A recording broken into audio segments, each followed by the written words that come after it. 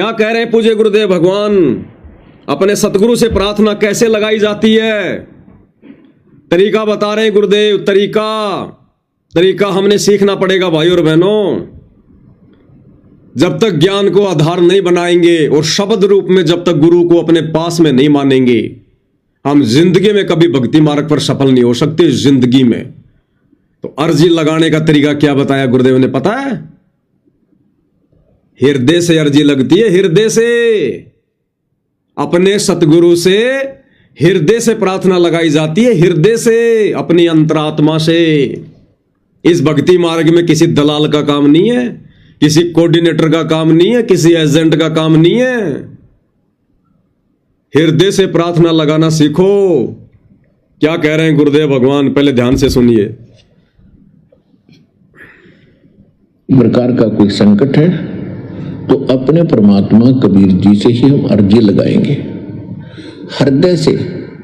कुछ समय के बाद आपका स्वभाव बन जाएगा इस ज्ञान और समाधान और भक्ति के कारण कि आप पर कुछ भी आपत्ति आवेगी, आप केवल हे बंदी छोड़, हे परमपिता परमात्मा कबीर साहिब,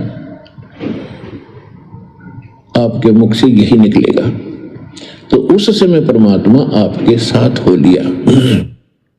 तो एक शिक्षा दे रहे हैं गुरुदेव भगवान हमें। सत्संग शिक्षा स्थल होता है। अरे आश्रम में क्यों बुलाते हैं गुरुदेव? खीर का सत्यानाश करने के लिए बुलवाते हैं क्या? रोटियों का सत्यानाश करने के लिए थोड़ी बुलवाते हैं। मुफ्त में साबुन दे दे के नहलाने के लिए थोड़ी बुलाते थे आश्रम में। आश्रम ट्रेनिंग सेंटर होता है, ट्रेनिंग सेंटर, जहां भगत को शिक्षा दी जाती है, भगत को समझाया जाता है, ज्ञान और अज्ञान का पाठ पढ़ाया जाता है, सही गलत की जानकारी दी जाती है, भक्ति मार्ग से परिचित करवाया जाता है। तो क्या कह रहे हैं गुरुदेव भगवान, अर्जी कैसे लगाई जाती है? हृदय से। लेकिन भाई हृदय से अर्जी परमात्मा हर किसी की स्वीकार नहीं करते। हृदय से अर्जी हर किसी की ना तो भगवान स्वीकार करते और ना कोई हृदय से लगा सकता। हृदय से अर्जी वही आत्मा लगा सकती है जो ज्ञान आधारी हो, ज्ञान आधारी। और हृदय से लगाई गई अर्जी परमात्मा उसी आत्मा की स्वीकार करेंगे जो आत्मा मर्यादा में हो, मर्यादा में हो। बाकी तो भैया जैसे संस्कार हैं, ऐसे तो महाभारत के युद्ध के समय टटीरी ने अर्जी लगाई थी अपनी अंतरात्मा से, भगवान ने उसकी भी सुन ली। वो तो जानते नहीं थी ज्ञान आधार क्या होता है, लेकिन वो अपने संस्कारों की बात है। परमात्मा ने उसकी अर्जी उसके पिछले संस्कारों से सुनी थी। लेकिन वर्तमान में क्या संस्कारी खाते रहेंगे क्या? पिछली मलाई खाते रहेंगे क्या? पिछला भक्ति धन ही बर्बाद करते रहेंगे क्या?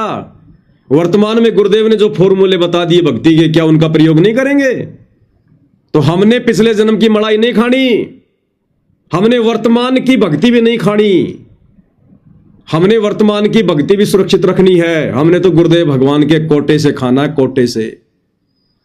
और गुरुदेव अपनी तरफ से, अपने कोटे से उस आत्मा के ऊपर बरसाएगा जो आत्मा उन्हें परमेश्वर मानेगी, उन्हें परमात्मा मानकर पूजेगी, अपना तन मन धन उनके ऊपर कुर्बान कर देगी ज्ञान आधार से। जो आत्मा अपना टारगेट, अपना मकसद, अपना उद्देश्य इस मनुष्य जीवन का मोक्ष प्राप्ति ही मान लेगी, फिर सतगुरु अपने कोटे से ठाट बाट करेगा, अपने कोटे से। ना पिछली भक्ति कमाई बर्बाद होने देगा, ना वर्तमान की खर्च होने देगा।